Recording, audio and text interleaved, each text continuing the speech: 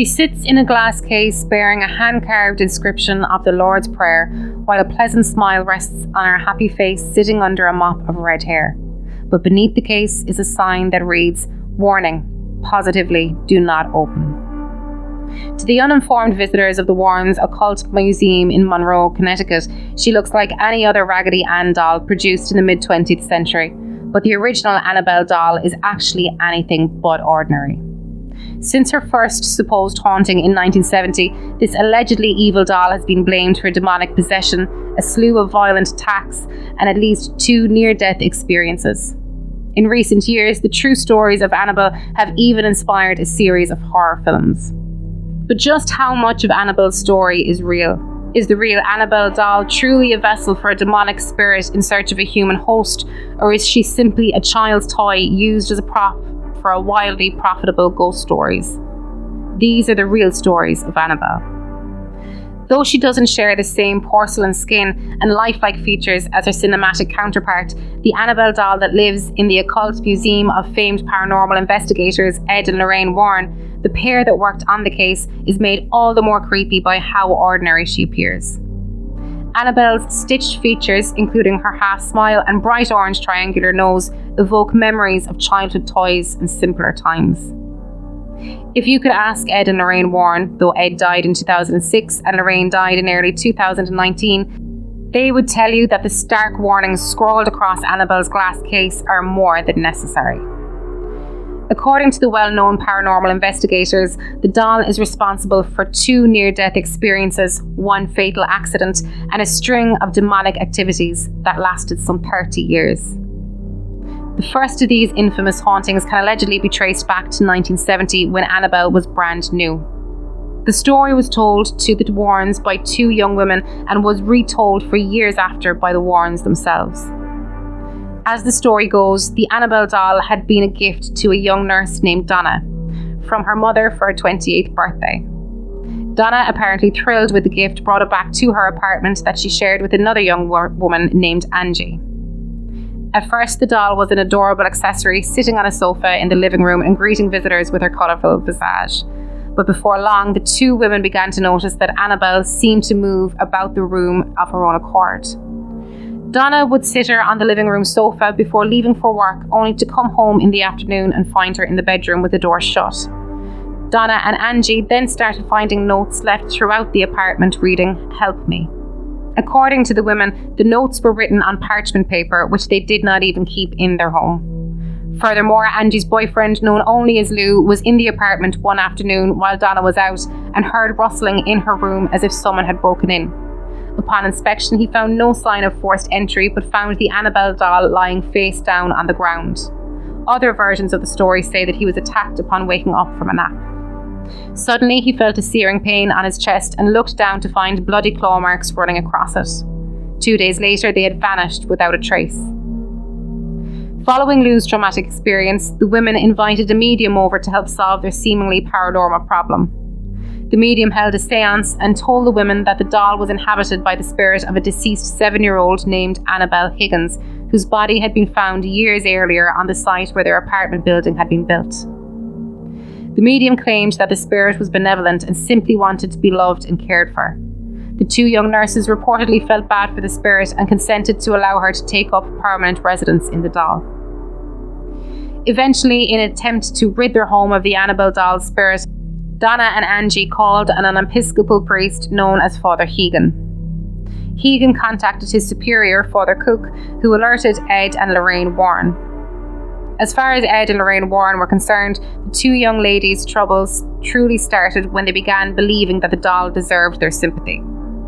The Warrens believed that there was actually a demonic force in search of a human host within Annabelle, and not a benevolent soul. The Warrens' account of the case states, "Spirits do not possess inanimate objects like houses or toys. They possess people. An inhuman spirit can attach itself to a place or object, and that this is what occurred in the Annabelle case. This spirit manipulated the doll and created the illusion of it being alive in order to get recognition. Truly, the spirit was not looking to stay attached to the doll, it was looking to possess a human host. Immediately, the Warrens noted what they believed were signs of demonic possession, including teleportation when the doll moved on its own, materialization, the parchment paper notes, and the mark of the beast, Lou's clawed chest. The Warrens subsequently ordered an exorcism of the apartment to be performed by Father Cook. Then they took Annabelle out of the big apartment to her final resting place in their occult museum in hopes that her demonic reign would finally end. Following Annabelle's removal from Donna and Angie's apartment, the Warrens documented several other paranormal experiences involving the doll, the first just minutes after they took possession of her. After the exorcism of the nurse's apartment, the Warrens buckled Annabelle into the back seat of their car and vowed not to take the highway in case she had some sort of accident causing power over them and their vehicle. However, even the safer back roads proved too risky for the couple. On their way home, Lorraine claimed that the brakes either stalled or failed several times, resulting in near disastrous crashes. Lorraine claimed that as soon as Ed pulled holy water from his bag and doused the doll with it, the problem with the brakes disappeared. Upon arriving home, Ed and Lorraine placed the doll in Ed's study. There, they reported that the doll levitated and moved about the house. Even when placed in a locked office in an outer building, the Warrens claimed she would turn up later inside the house. Finally, the Warrens decided to lock Annabelle up for good. The Warrens had a specially made glass and wood case constructed, upon which they inscribed the Lord's Prayer and St. Michael's Prayer. For the rest of his life, Ed would periodically say a binding prayer over the case, ensuring that the sinister spirit and the doll remained good and trapped. Since being locked up, Annabelle, the doll, hasn't moved again, though it is alleged that her spirit has found ways to reach out to the earthly plane. Once, a priest was visiting the Warrens' museum, picked up Annabelle, and discounted her demonic abilities. Ed warned the priest about mocking Annabelle's demonic power, but the young priest laughed him off. On his way home, the priest was involved in a near-fatal crash that totaled his new car. He claimed to have seen Annabelle in his rearview mirror just before the accident. Years later, another visitor rapped on the glass of the Annabelle doll's case and laughed at how silly people were to believe in her. On his way home, he reportedly lost control of his motorcycle and crashed headlong into a tree. He was killed instantly and his girlfriend just barely survived. She claimed that at the time of the accident, the couple had been laughing about the Annabelle doll.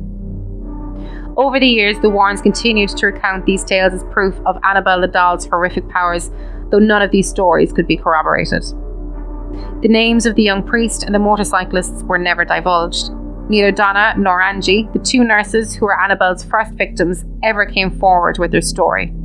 Neither Father Cook nor Father Hagen ever appeared to have mentioned their exorcisms of her ever again. It would appear that all we have is the Warrens' word that any of this even took place. Though Ed and Lorraine Warren have both died, their legacy is being carried on by their daughter Judy and her husband Tony Spera. Until his death in 2006, Ed Warren considered Spera his demonology protege and entrusted him with continuing his work, which included caring for his occult artefacts. Those artefacts include the Annabelle doll and her protective case. Echoing the warnings of his predecessor, Spera cautions visitors of the Warrens Occult Museum about Annabelle's powers. Is it dangerous? Spera has said of the doll. Yes, it is the most dangerous object in the museum. Though they became practically household names, further involvement in the Amityville horror case and those that inspired The Conjuring, their work has been almost entirely debunked. An investigation by the New England Skeptical Society proved that the artefacts in the Warrens Occult Museum were mostly fraudulent, citing doctored photos and exaggerated storytelling. But for those who still doubt the Annabelle doll's power, Spera likens disturbing her to playing Russian roulette. There might just be one bullet in the gun, but would you still pull the trigger, or would you just put the gun down and not take the risk? The real-life fears surrounding the original Annabelle doll only flared up even more in August 2020, when reports surfaced that she had escaped from the Warrens Occult Museum. Annabelle's alive, Spera assured everyone. Well, I shouldn't say alive. Annabelle is here in all of her infamous glory. She never left the museum. But Spera was also sure to stoke the fears that have kept the real Annabelle doll terrifying for 50 years, saying, I'd be concerned if Annabelle really did leave because she's nothing to play with. If you like that, then listen to our main show every Wednesday on all good podcast providers. It's Alive, the really, really fake true crime horror podcast. All the guts and gore, none of the guilt. See you on Wednesdays.